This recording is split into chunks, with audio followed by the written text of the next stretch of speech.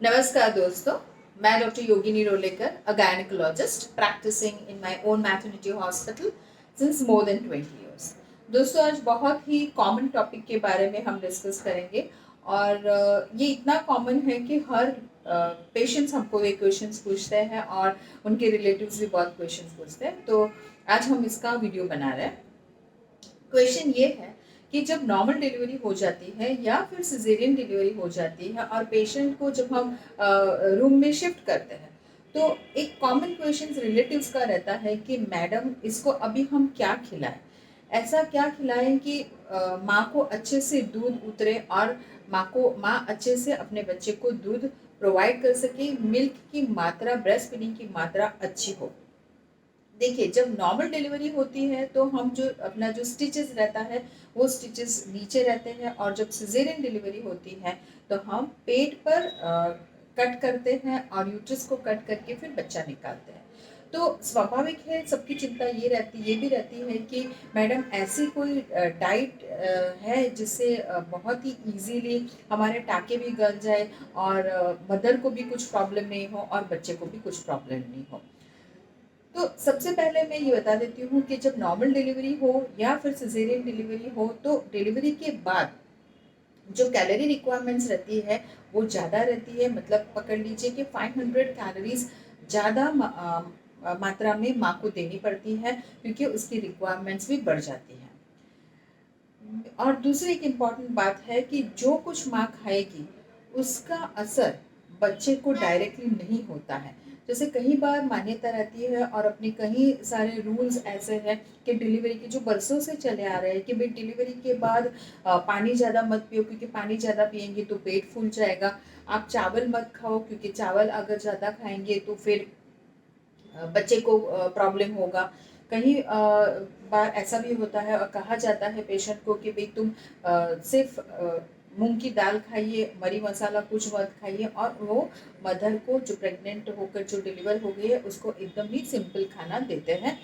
तो ऐसा नहीं है कि अगर सपोज के पेशेंट ने बैंगन खा लिया, तो कई बार ऐसा होता है कि कई पेशेंट को बैंगन भी नहीं खाने देता है। कहते हैं कि ये आप खाएंगे तो बच्चे को डायरिया हो जाएगी, या बच्चे को गैस हो जाएगा, या बच्चे को पेट में दर्द होगा। देखिए, जब भी खाना माँ खाती है तो वो पहले डाइजेस्ट होता है, ब्लड में जाता है, फिर जाके उसके बाद ब्रेस्ट मिल्क बनता है। तो ऐसा तो नहीं कि आपने बैंगन खा लिया या आपने चावल खा लिया या आपने ऐसी कोई चीज़ खा ली कि वो डायरेक्टली ब्रेस्ट में जाएगा, तो ऐसा नहीं है। वो डाइजेस्ट होके ब्रेस्ट मिल्क बन के बच्चे के पास जाता है, दूध बनकर जाता है। तो ये माइंड में से निकाल दीजिए। और जैसे मैंने पहले बताया कि पानी जो रहता है, पानी की मात्रा तो बहुत ज़रूरी है। आपको करीबन 2.5 से 3 लीटर्स पानी लेना बहुत ज़रूरी है, क्योंकि क्या होता है कि जैसे भी हम सिजेरियन करते हैं तो ज़्यादातर इवन आफ्टर नॉर्मल डिलीवरी जो बॉडी मूवमेंट्स रहती है, जो उसकी जो वर्कआउट रहता है मदर का, वो कम रहता है। ज़्यादातर वो आराम पे रहती है, अपने बच्चे को दूध पिलाने के अलावा बहुत कम दूसरा काम करती है। तो ऐसे केस में डाइजेशन थोड़ा डिफिकल्ट हो जाता है, कॉन्स्टिपेशन की शिकायत हो रहती है और एसिडिटी की भी शिकायत रहती है। तो आपको ऐसा खाना खाना है कि जिसकी जो इजीली डाइजेस्ट हो जाए, जिससे कॉन्स्टिपेशन ना हो, एसिडिटी ना हो।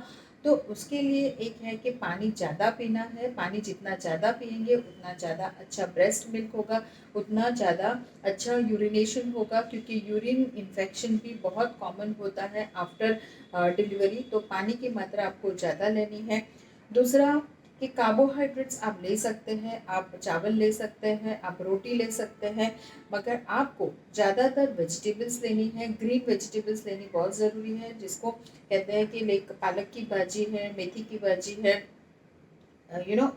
any green vegetables is very important, क्योंकि उससे मदर की आयरन की मात्रा रहती है, खून की मात्रा रहती है, वो अच्छी रहती है, क्योंकि डिलीवरी के टाइम काफ़ी खून निकल जाता है मदर में से। सो आपको ऐसा फूड लेना है कि जिससे आयरन की मात्रा अच्छी रहे। दूसरी इम्पॉर्टेंट चीज़ है कि कैल्शियम रिक्वायरमेंट भी बहुत ज़रूरी है, क्योंकि कैल्शियम जो रहता है वो मदर के हड्डियों को मजबूत करने के लिए बहुत इम्पॉर्टेंट है। तो आपको दूध लेना है, आपको दूध की बनाई हुई चीज़ें ज़्यादा लेनी है, जैसे कि आप छाछ है, दही है, वो ले सकते हैं।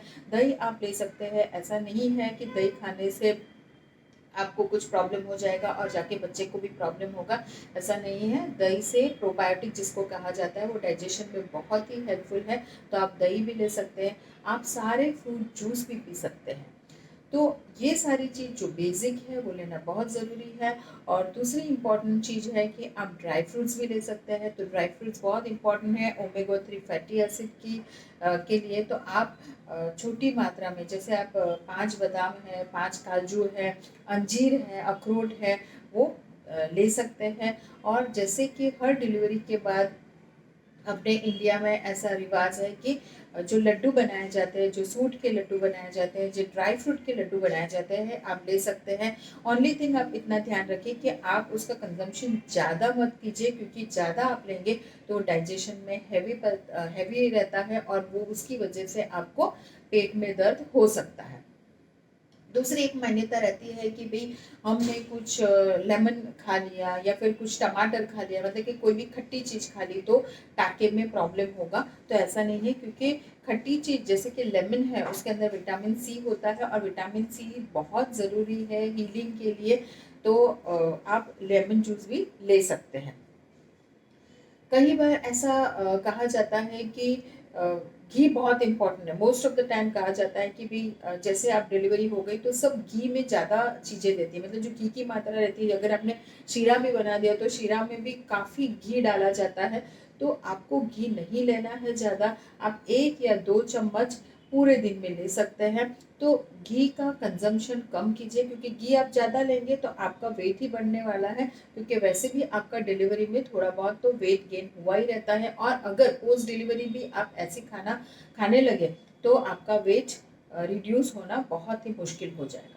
दूसरी इम्पॉर्टेंट चीज़ है जो नहीं खानी चाहिए, वो है बेकरी प्रोडक्ट्स। आपको टोटली अवॉइड करना है। आपको कोल्ड ड्रिंक्स अवॉइड करना है, क्योंकि ये चीज़ें भी आपको वेट बढ़ा देंगी और उसके कोई भी न्यूट्रिशनल वैल्यू नहीं रहते हैं। और आपको मैदे की चीज़ नहीं खानी है, आपको डायरेक्ट शुगर नहीं खानी है। अगर आपको स्वीट खाने का मन हो तो आप जैसे कि खजूर है खा सकते हैं, आप अंजीर खा सकते हैं, आप फ्रूट्स खा सकते हैं। तो ये सारी चीज़ें बहुत छोटी छोटी चीज़ है, बहुत इम्पॉर्टेंट चीज़ है। तो ये चीज़ आप फॉलो कीजिए और आपको एक अच्छा पौष्टिक खाना बहुत ज़रूरी है।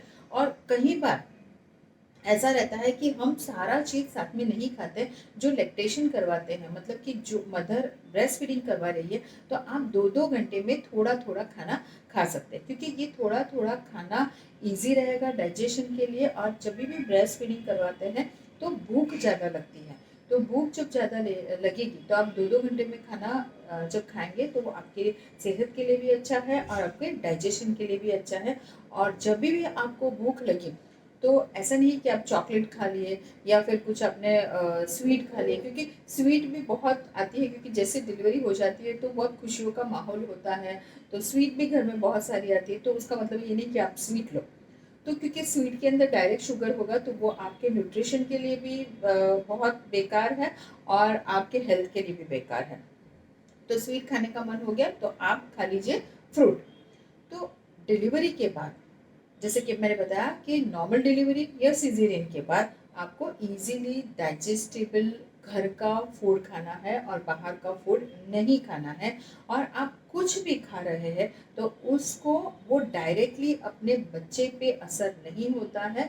तो ये जो मान्यता है कि भाई मदर को हम कम खाना दे, ज़्यादा खाना नहीं देना चाहिए, कम ही खाना देंगे तो अच्छा है। तो अगर आप उसको कम खाना देंगे तो उसकी कैलोरी रिक्वायरमेंट तो उसको और चाहिए, तो आपको खाना तो भरपूर देना है। खाना भरपूर दे देंगे तो ही विटामिन अच्छा मिलेगा, अच्छा विटामिन मिलेगा तो ही उसकी इम्यूनिटी सिस्टम अच्छी होगी। उसका हीलिंग प्रोसीजर, जो टाके लगा है उसको हील होने की जो प्रोसीजर है वो फास्ट होगी और मदर जल्दी रिकवर हो जाएगी और दूध की मात्रा भी अच्छी आ जाएगी। और बच्चे को जितना अच्छा मिल्क होगा, मतलब ब्रेस्ट मिल्क उसको मिलेगा, उतना ही उसका डेवलपमेंट अच्छा होगा physically as well as mentally. तो दोस्तों ये छोटी बातें बहुत इम्पोर्टेंट है, आप उसको ध्यान से करिए। और ये एक पीरियड है जहाँ पर बच्चे का विकास हो रहा है और माँ की रिकवरी हो रही है। तो आपको फूड में बहुत ही ध्यान रखना है और पौष्टिक खाना खाना है। अगर आपको कुछ प्रश्न हो या आपको कुछ क्वेरी हो तो आप कमेंट बॉक्स में लिख सकते हैं। और मुझे एक रिक्वेस्ट करनी है कि आपके बहुत सारे पर्सनल क्वेश्चंस जो रहते हैं आप कमेंट बॉक्स में लिखते हैं, तो कभी कभार मुझे आंसर देना बहुत मुश्किल हो जाता है। अगर आपको कुछ ऑनलाइन कंसल्टेशन करना है, क्योंकि कई पेशेंट्स कहते हैं कि मेरी ये रिपोर्ट देखो, अब मुझे क्या करने चाहिए, तो वो एक लाइन में लिखना बहुत डिफ़िकल्ट है। तो आप व्हाट्सएप नंबर मैं आपको देती हूँ 9879596970। वहाँ पर आप ऑनलाइन कंसल्टेशन कर सकते हैं, अपने रिपोर्ट बता सकते हैं, आपको आगे क्या सजेशन लेना है, आपको कौन सी मेडिसिन करना है, आपको कैसे रिजल्ट लाना है, उसका हम ऑनलाइन कंसल्टेशन करके देते हैं। उसकी डिटेल आप ये व्हाट्सएप नंबर पे आपको मिल जाएगी। So thank you so much for watching this video. You can subscribe my channel as well as आप बेल आइकॉन भी प्रेस कर दीजिए कि आपको नई की नई अपडेट्स मिलती रहेगी। Thank you so much.